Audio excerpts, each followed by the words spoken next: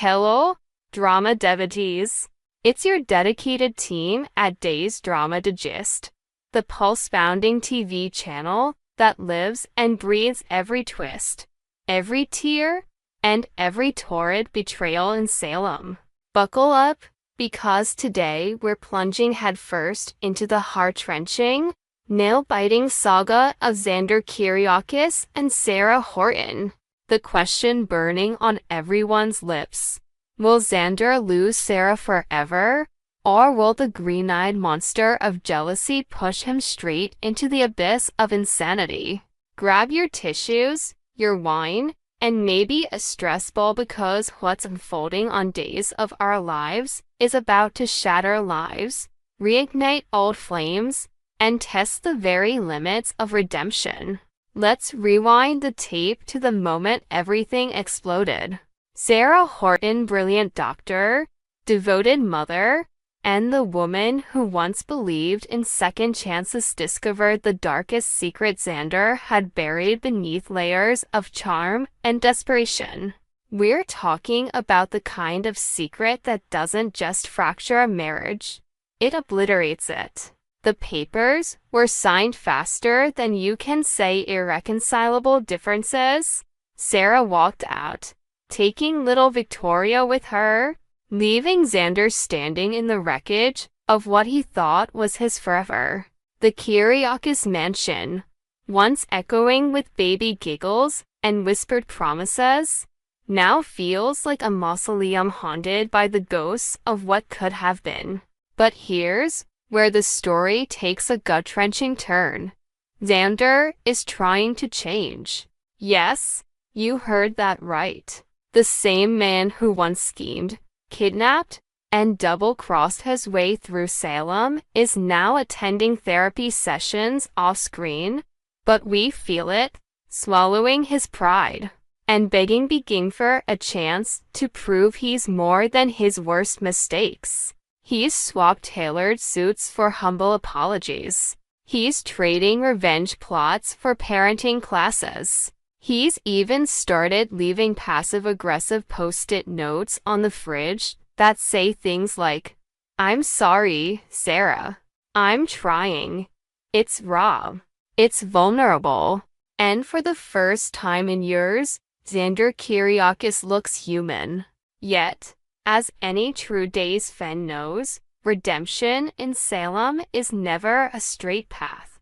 It's a labyrinth lined with ex-lovers, meddling relatives, and inconvenient pregnancies. Enter Brady Black, Sarah's ex-husband, the father of her first child, and the walking embodiment of complicated history. Brady has been hovering on the periphery like a storm cloud waiting to burst. He's been the shoulder Sarah cries on, the late-night text buddy, the guy who gets her pain because he's lived it. And now the sparks are flying faster than fireworks on the 4th of July. Picture this. It's a rainy Tuesday night in Salem, because when is it not raining when emotions run high? Sarah is exhausted from a double shift at University Hospital. Her scrubs are soaked, her hair is a mess, and the weight of single motherhood is crushing her. She stops by the Brady pub for a quick cafe nascent. Right. Wrong. Brady is there, nursing a club soda recovery goals, looking devastatingly handsome in that tortured black family way. Their eyes lock. The air crackles. One conversation turns into two. Two turns into a walk in the rain. And before you know it, Sarah is laughing, actually laughing for the first time in months. Xander, meanwhile, is across town, pacing the Demerara tunnels like a caged tiger. He's clutching a bouquet of Sarah's favorite peonies he remembered. Of course he did. Rehearsing the speech that will win her back. "I know I've been a monster, but I'm fighting every day to be the man you deserve." He's ready to lay it all on the line. But then he sees them. Through the fogged-up window of the pub, He spots Sarah's hand lingering on Brady's arm. Brady's thumb brushing away a raindrop from her cheek. The way Sarah's eyes soften when Brady talks about their daughter, Mackenzie's daughter, too, in every way that matters. Jealousy doesn't just hit Xander, it detonates. His vision tunnels. His pulse thunders in his ears. Every insecurity he's ever had about not being good enough, about Sarah always choosing the better man, comes roaring back. He drops the peonies in a puddle. The petals scatter like blood in the rain. For a split second, the old Xander flickers to life. The one who would have hired a hitman, planted evidence, or kidnapped Brady and locked him in a warehouse. But the new Xander. He clenches his fists until his knuckles bleach white and forces himself to walk away. Barely. This, dear readers, is the crucible. This is where Xander's redemption will either be forged in fire or melt into slag. Every day is a battle. Every glance Sarah shares with Brady is a dagger. And the rumors. Oh, the rumors. Salem's gossip mill is working overtime. Whispers in the hospital corridors. Cryptic texts from Maggie. Even Victor's portrait in the Kiriakis mansion seems to be judging him. Will Sarah and Brady rekindle their old flame? The townies murmur. Will they end up in bed? The question isn't if the tension will snap, it's when and how spectacularly. Let's paint the picture in vivid, heart-stopping detail. Imagine the night it happens. Sarah has had a brutal day, another miscarriage case at the hospital, a screaming match with Kristen over custody nonsense, and Victoria won't stop crying. She's unraveling. Brady shows up at her door with takeout from the pub and a bottle of non-alcoholic wine. "You don't have to do this alone," he says, and for once, Sarah believes him. One glass turns into two. The conversation turns personal. Brady talks about his regrets, his sobriety, how he never stopped loving the family they could have had. Sarah cries. Brady holds her, and then the line blurs. Cut to Xander, who's been stalking Mean, checking in from across the street. He sees Brady's car in the driveway. The lights in Sarah's apartment flicker off one by one. His imagination runs wild. He pictures them tangled in sheets, whispering secrets he'll never hear. He envisions Brady's hands on the woman who still wears Xander's ring in her heart, or does she? The rage is volcanic. He punches a brick wall until his knuckles split. Blood drips onto the pavement, mixing with the rain. He's screaming inside. I'm trying to be better. Why isn't it enough? But here's the dramatic irony. Sarah and Brady don't sleep together. Not yet. They fall asleep on the couch, fully clothed, with Victoria's baby monitor between them like a chaperone. It's innocent. It's tender. It's everything Xander fears but cannot see. And that's the tragedy. Xander's jealousy is a self-fulfilling prophecy.